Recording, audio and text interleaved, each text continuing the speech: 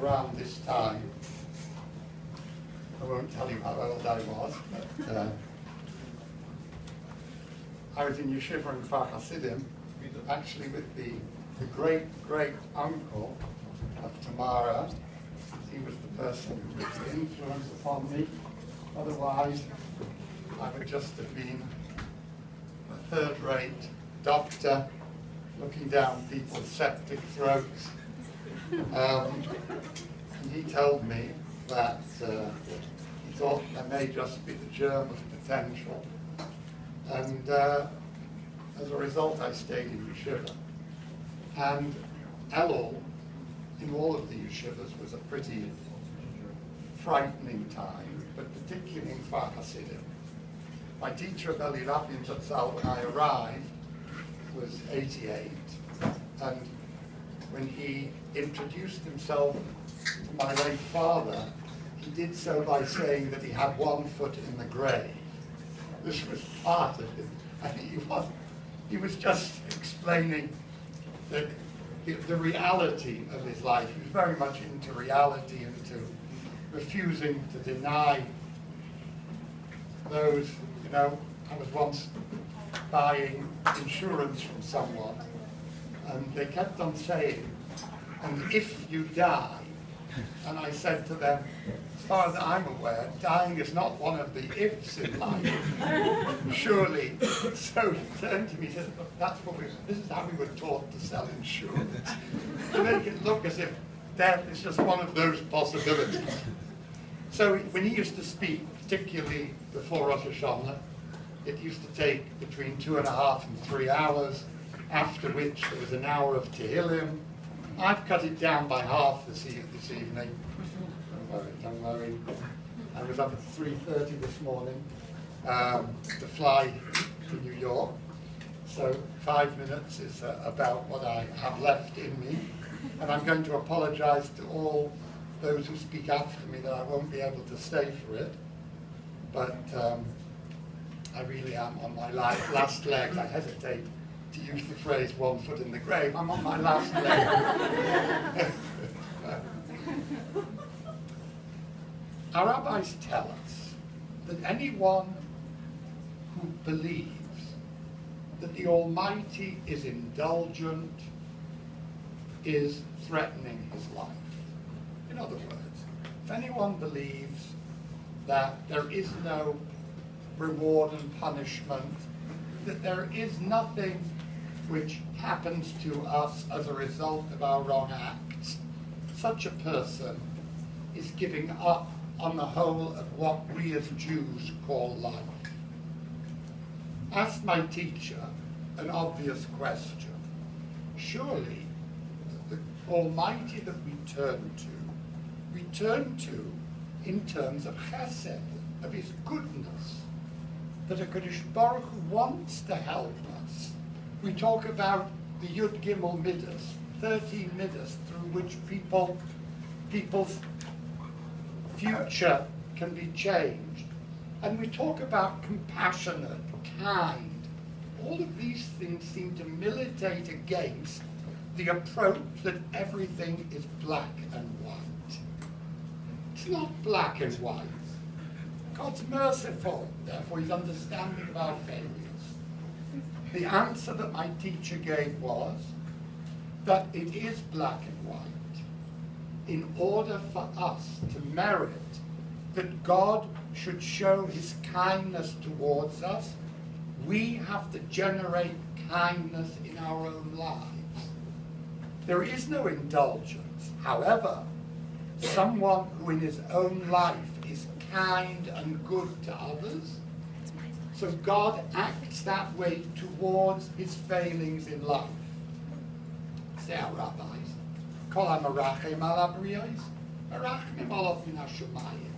someone who is merciful towards people, God is merciful towards him.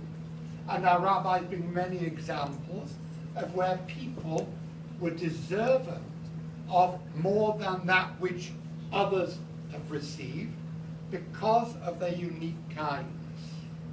There is one example of this which is exceptionally important as we prepare for Rosh Hashanah. And that is, our rabbis tell us that someone who overcomes his midos, this means people have acted improperly towards him. And yet, before Rosh Hashanah, he says, I will forgive these people.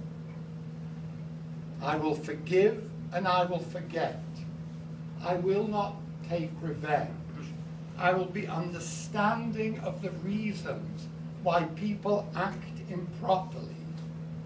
Kol ha'mavir al midosav, someone who overcomes the natural urges that he has for revenge, for tit for tat, whatever you want to call it. Meichlin loy al kol avonosav.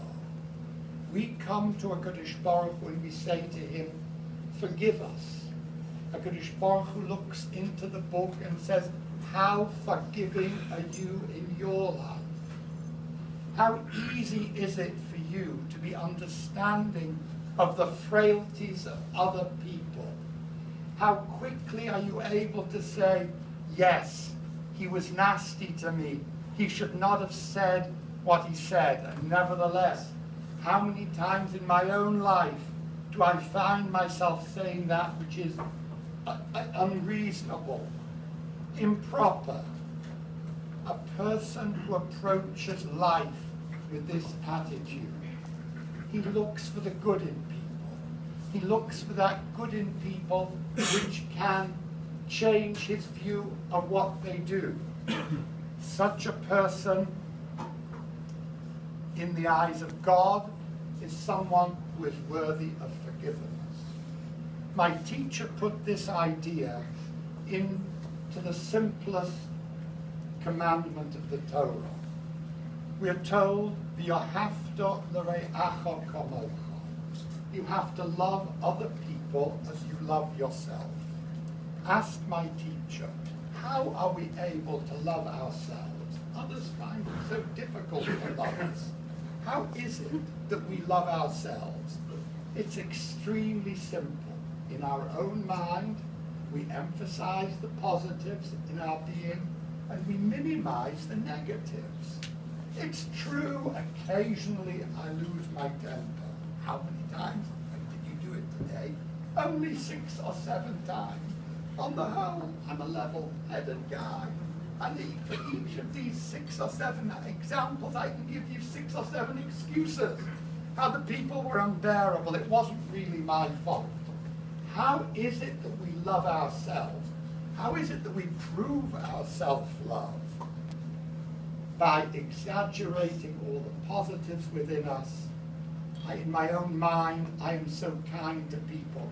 The last act of kindness could well be last Erev Yom Kippur.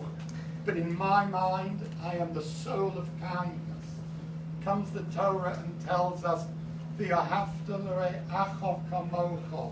This is how you should relate to others. Emphasize the good in them. Minimize their failings. Just as you have achieved self-love, so by being similarly unreasonable with others, you can transform your thinking towards them. There is subjectivity in the way the Almighty relates to us, but it's a subjectivity which is based upon our own actions.